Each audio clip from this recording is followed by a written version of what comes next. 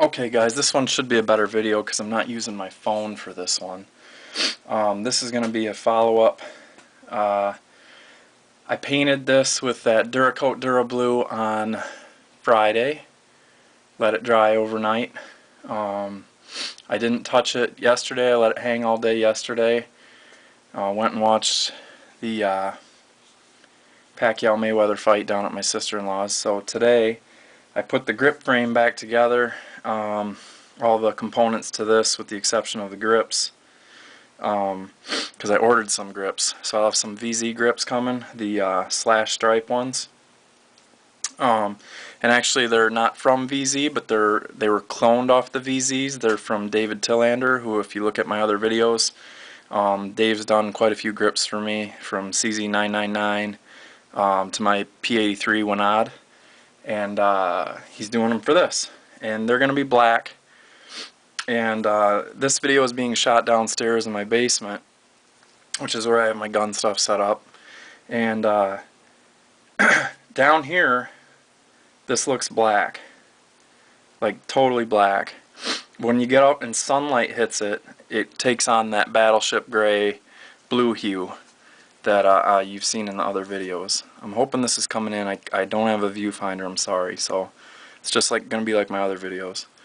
But you can see I put the stuff back together on it. I put the mag release back in, got the hammer back in, the ejector, the sear, all the components to that, the trigger assembly, and you can see the trigger.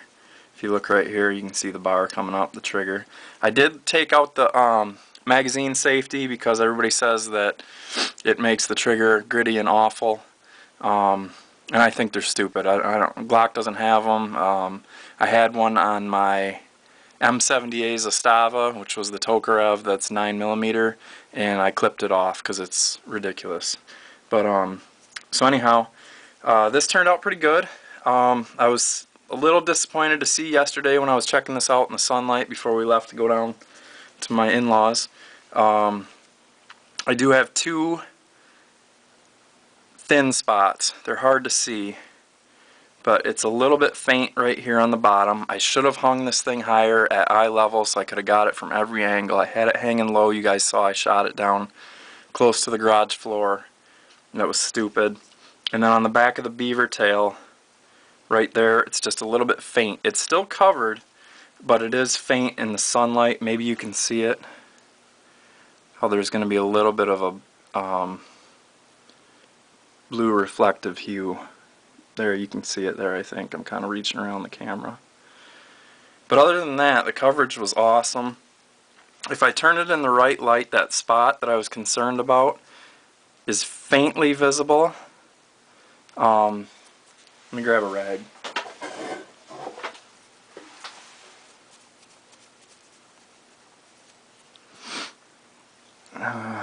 You can't really see it, so it turned out pretty good, and you can see the reflectiveness on this. This looks like, it looks like that black appliance epoxy. If you guys have ever shot anything with that. I used to do motorcycle rims with that because it's some tough stuff. But look at how this turned out. Like, freaking sweet, right? And it's going to look even better when it's all together with the VZs on it and stuff. Or the VZ style, I should say. I don't want to get in any trouble there. I did some touch-up cold bluing on the hammer because I did run this across a stone. There was a burr on the side out here just for aesthetic purposes. So then I did cold blue on that. Some ancient, let me grab it. My dad had this in his gun cabinet for years and years and years. I don't even know what year this is. Maybe it says, but you can tell by that font. Nobody uses that font anymore. So this stuff is, I don't know, but it still works. Stinks to holy hell. I'll get another bottle because that one's almost empty, and it works really awesome. I did touch up the firing pin retainer plate that goes into the back of the slide. I polished that a little bit, where the part that cocks the hammer back. So I did touch that up with cold blue as well. I did three coats, acetone bath between them, and buffed it off with some steel wool, and I have no idea what the 0 number is on it, or the OT number, however you guys call it. It was just, there's a paint shop in town. They have a bargain bin of them. They're 20 cents a piece. I just grab a handful of them every time I stop in there. It's pretty fine stuff, so I'd imagine it's 3 aught at least. But let's take a look at the slide. So you can see the sheen on the slide. Incredible, right? Sights turned out good. You can still see the lettering.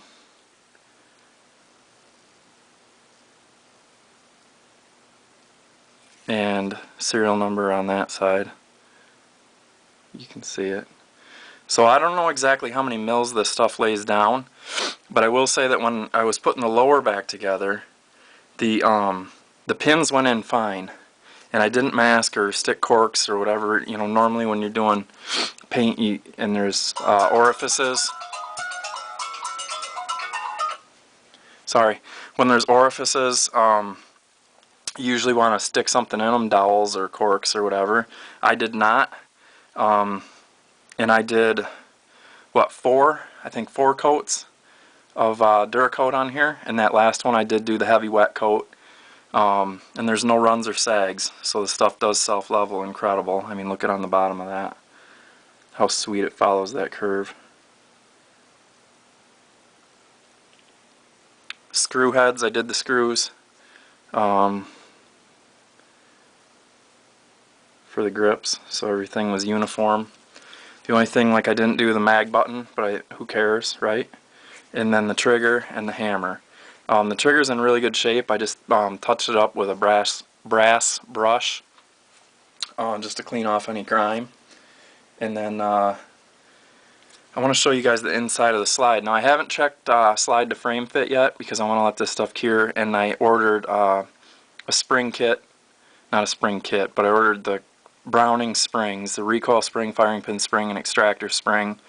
The stuff that was in there looked good, but for, I think it was under $14 to replace all 3 of those with Browning parts, and it's highly recommended, so I just did it. And those are coming from Brownells. I didn't get a shipping notification yet, but should be here by the end of the week along with the grips, so I should be able to slap this thing back together. And remember, I'm still waiting to hear from Century about what they're going to do about those wood grips. Hopefully I'll get some money and then my grips will end up being free. But if they send me a set of wood grips, that's cool, because I don't mind refinishing those either. And I will probably sand the diamond texturing off of those so they're a smooth grip, and then refinish them, stain them, and use the Minwax antique oil finish. That stuff's awesome. So I want to show you the end here. People always say the machining on these is not quite as awesome as FN or Browning, and that is true. You can see those machine marks on there, and I did just touch those up with that 320 and the 400 grit paper, but you can still see them. I could have went nuts on it and smoothed it all out, but who cares? Like, if that's your concern, then just buy the FN or Browning. I mean, clones are good for me, man. This gun comes with quite a following, and everybody has good things to say about them. I do want to show you one other thing.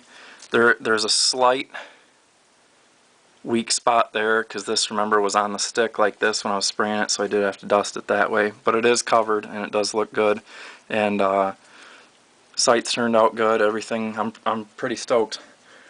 So this is the P9M, and everybody says the true Browning clone that uses Browning parts is the 9HP or PJK 9HP. I think it's that. It might be 9HP PJK. Anyway, and they always say you can. The other one is the Smith & Wesson copy of the 5906 and that kind of stuff.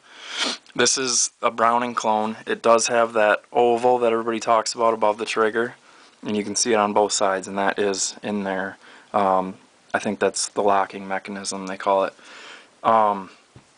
The one that is the Smith & Wesson version is, I think it's called the P9R, and it's ugly, and it has the safety on the slide, which is completely stupid. That's one of the reasons I got rid of the M70 that I had.